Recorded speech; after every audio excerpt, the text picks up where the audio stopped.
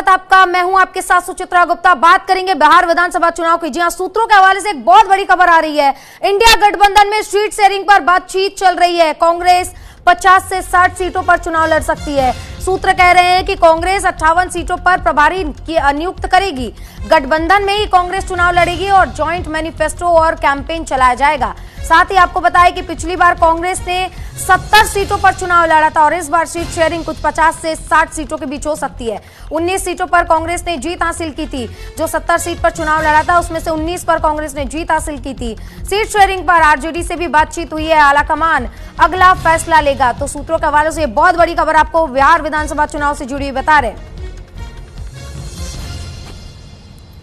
तो कांग्रेस में लगातार सीट शेयरिंग को लेकर और महागठबंधन में सीट शेयरिंग को लेकर बातचीत जारी है। इसी बीच कांग्रेस 50 से 60 सीटों पर चुनाव लड़ सकती है। यह अहम जानकारी सूत्रों के हवाले से निकलकर सामने आ रही है। अभी फैसला होना बाकी है कि आरजेडी कितने सीटों पर चुनाव लड़ेगी। बाकी के जो तमाम गठबंधन के दल है वो कितने सीटों पर चुनाव लड़ेंगे। इन तमाम सीट शेयरिंग पर लगातार चर्चा हो रही है। इसी बीच कांग्रेस 50 से 60 सीटों पर चुनाव लड़ सकती है। ये ऐसी खबर सूत्रों के हवाले से निकलकर सामने आ रही है।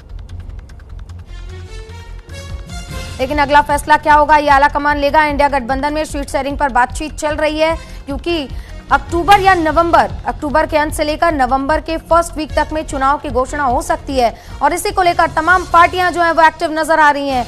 बीजेपी में भी सीट शेयरिंग को लेकर चर्चाएं शुरू हो गई हैं, चहलकदमी शुरू हो गई है। वहीं ये देखिए कांग्रेस और महागठबंधन जो इंडी गठबंधन बनाया गया है उसको लेकर भी चर्चाएं शुरू हो गई हैं। बात जॉइंट मैनिफेस्टो पर ही चुनाव लड़ा जाएगा और साथ ही कैंपेन भी ज्वाइंट ही चलाया जाएगा।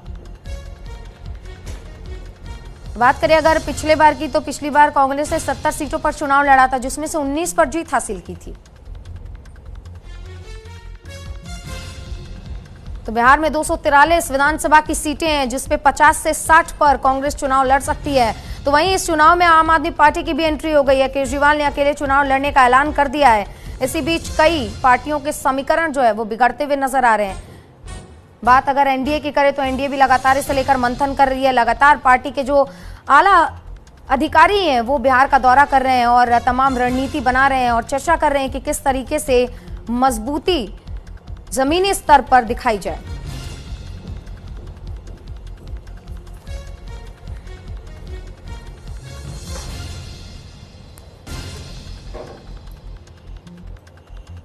तो वहीं 58 सीटों पर कांग्रेस ने प्रभारी नियुक्त किए हैं। अब यहां पर बेहद अहम हो जाता है क्योंकि राहुल गांधी लगातार इस साल ही राहुल गांधी 5 दौरा कर चुके हैं बिहार का, क्योंकि आने वाले दिनों में बिहार में चुनाव है। प्रधानमंत्री नरेंद्र मोदी ने भी ऑपरेशन सिंदूर के बाद बिहार का दौरा किया था और कई सौगातें जो है वो बिहार को दिए थे। और ये आपको एक अहम जानकारी दे रहे हैं जहां सूत्रों के हवाले से बड़ी जानकारी सामने आई है। कांग्रेस 50 से 60 सीटों पर चुनाव लड़ सकती है।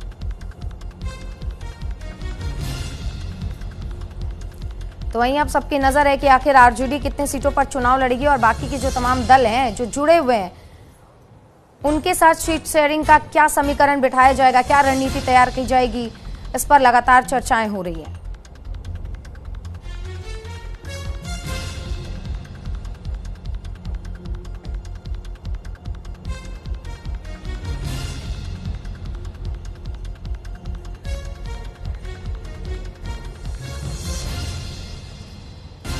तो ये प्रभारियों की लिस्ट है जो कांग्रेस ने 58 सीटों पर प्रभारियों की लिस्ट जो जारी कर दी है और अब ये प्रभारी तमाम जगहों का बारीकी से निरीक्षण करेंगे और पता लगाने की कोशिश करेंगे कि आखिर कहां कांग्रेस कमजोर है, किस तरीके से रणनीति चुनाव में तैयार की जाए जिससे कांग्रेस को सीटों पर और वोटों में बढ़त मिल सके।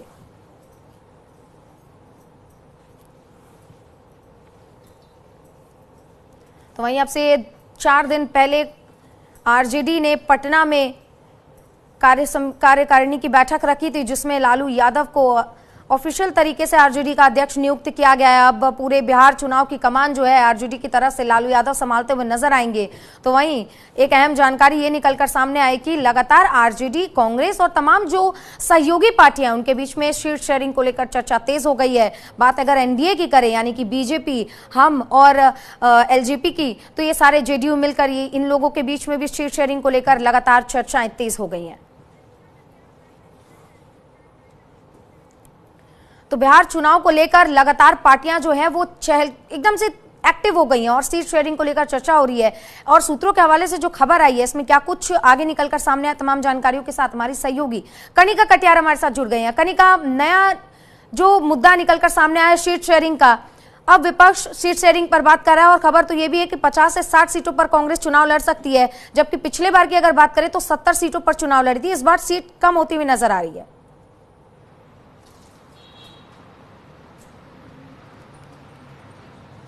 देखिए, बिल्कुल बिहार विधानसभा चुनाव के मद्देनजर जो है वो महागठबंधन की ओर से तमाम पार्टी जो है आपस में सीट शेयरिंग को लेकर बातचीत लगातार कर रही हैं। अलग अलग तरह की बैठकें हो रही हैं। जो कोऑर्डिनेशन कमेटी बनाई गई है उसके प्रमुख जो हैं वो तेजस्वी यादव है, लेकिन कांग्रेस और आरजेडी के बीच में लगातार जो है सीट शेयरिंग को लेकर बातचीत जारी है। हमारे सूत्रों ने हमें जानकारी दी है कि इस बार कांग्रेस पार्टी ने ये रणनीति बनाई है कि वो कम से कम सीटों पर चुनाव लड़ेंगी, लेकिन सबसे महत्वपूर्ण बात ये होगी कि जिन सीटों पर कांग्रेस पार्टी चुनाव लड़ना चाहती है वहां पर कांग्रेस जहां मजबूत होगी केवल उन्हीं सीटों पर चुनाव लड़ेगी, फालतू की सीटों पर चुनाव नहीं लड़ेगी। पिछले विधानसभा की बात करें तो कांग्रेस पार्टी ने 70 सीटों पर चुनाव लड़ा था, लेकिन उसमें से केवल 19 सीटें जो हैं वो कांग्रेस पार्टी जीत पाई थी। लेकिन इस बार जो है हमारे सूत्रों ने हमें जानकारी दी है कि 50 से 60 के बीच में जो है कांग्रेस पार्टी इस बार का विधानसभा चुनाव जो है वो लड़ेगी। आरजेडी के साथ लगातार जो प्रदेश के नेता है उनकी बातचीत हो गई है। कांग्रेस पार्टी अब अपने आलाकमान के फैसले का इंतजार कर रही है और संभवतः कहा जा रहा है कि अगस्त के पहले हफ्ते में या अगस्त के मिड में जो है सीट शेयरिंग का फॉर्मूला जो है वो औपचारिक रूप से तैयार कर लिया जाएगा। लेकिन दिलचस्प बात यह है कि कांग्रेस पार्टी ने इस बार अपनी स्ट्रैटेजी को बदला है। कांग्रेस पार्टी चाहती है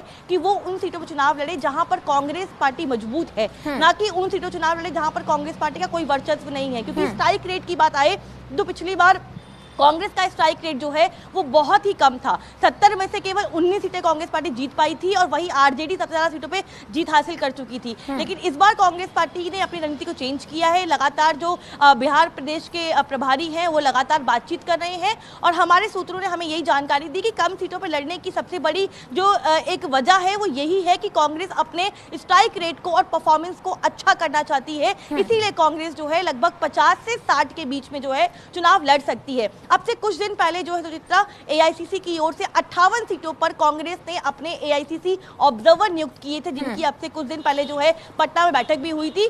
तो संभवतः उस लिस्ट के आने के बाद हमने अपने नेताओं से बात की और हमें ऑफ रिकॉर्ड नेताओं ने बताया कि इस बार कम सीटों पर लड़ने की रणनीति को तैयार किया गया है। लेकिन जब औपचारिक ऐलान होगा तब देखना होगा कि कांग्रेस की आखिरकार जो रणनीति तैयार की गई है उसमें क्या कुछ होता है। लेकिन दिलचस्प बात यह है कि इंडिया गठबंधन में सबसे बड़ी पार्टी जो है वो आरजेडी है, उसके बाद कांग्रेस, उसके बाद सीपीआई, उसके बाद माले और बाकी दल शामिल होते हैं। तो आरजेडी के साथ जो है अभी सीट शेयरिंग को लेकर जो है डिस्कशन चल रहा है। तमाम इसके अलावा भी चाहे वो मैनिफेस्टो की बात हो, कैंपेन की बात हो, इन तमाम पहलुओं पे भी जो है लगातार वहां के नेता जो है आपस में बैठ के बातचीत भी कर रहे हैं। और कांग्रेस पार्टी का इस बार मानना है कि हम इस बार उन सीटों पर चुनाव लड़ेंगे जहां पे कांग्रेस पार्टी मजबूत है, जहां पे उनका काडर है, जहां पे वहां पे कार्यकर्ता है, जहां पे उनका वोट बैंक है। सबसे बड़ी बात, जाहिर सी बात कह सकते हैं कनिका, क्योंकि पिछले एक दशक में अगर देखें तो कांग्रेस के परफॉर्मेंस में लगातार गिरावट आई है। कांग्रेस पहले एक बार बहुमत हासिल करती थी, लेकिन अब कांग्रेस के सीट में लगातार गिरावट आ रही है और कांग्रेस इस बार कोई भी रिस्क नहीं लेना चाहती,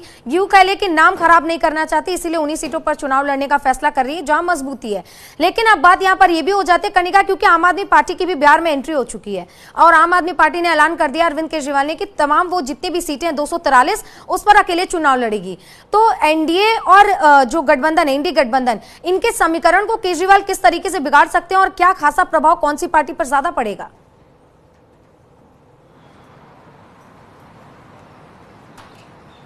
देखिए, अगर बिहार की राजनीति की बात करें तो बिहार में जातिगत राजनीति जो है वो हमेशा डोमिनेट रही है। वहां का चुनाव जो है वो कास्ट बेस्ड चुनाव होता है, कभी भी देखा जाए। और आम आदमी पार्टी की बात करें तो आम आदमी पार्टी जो है दिल्ली की हार के बाद तमाम राज्यों में अपनी पार्टी को मजबूत करने में लगी हुई है। लेकिन आम आदमी पार्टी बिहार में एक बहुत बड़ा फैक्टर बिल्कुल नहीं है, क्योंकि सबसे पहली बात कि आम आदमी पार्टी का बिहार में कोई वर्चस्व नहीं है। दूसरी बात, केजरीवाल दावा तो कर रहे हैं कि वो सभी सीटों पर चुनाव लड़ेंगे, लेकिन सबसे बड़ी बात यह है कि आम आदमी पार्टी का क्या वोट बैंक का आधार है, क्योंकि जो अपर क्लास की बात करें तो जो अपर क्लास का वोट बैंक है वो जो साफ तौर पे है एनडीए को मिलता है। उसके अलावा जो लोअर क्लास का वोट बैंक है, खास तौर पे यादव मुस्लिम वोट बैंक जो है वो कांग्रेस को, आरजेडी को और तमाम पार्टियों को मिलता है। लेकिन इसके अलावा तीसरा फैक्टर है वहां पे मुस्लिम फैक्टर। 17% वोटर जो है वो मुस्लिम है, जहां पे तमाम पार्टियां, चाहे वो आरजेडी हो, चाहे वो कांग्रेस हो, चाहे वो असदुद्दीन ओवैसी की पार्टी हो, ये तमाम पार्टियां जो है इनके बीच में मुस्लिम वोट जो है बढ़ता है। अब आम आदमी पार्टी इस पूरे मामले को लेकर दावे तो कर रही है, लेकिन दावे में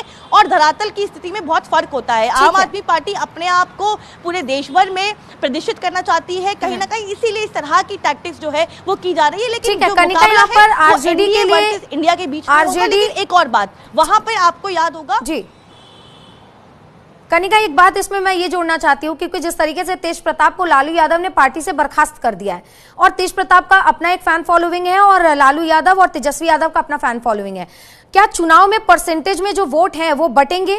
कुछ तेज प्रताप, कुछ तेजस्वी यादव इस तरीके से बढ़ते हुए नजर आएंगे, और अगर ये बटेंगे तो जाहिर सी बात है आरजेडी के लिए एक मुसीबत खड़ी हुई तो ये सामने नजर आ रही है।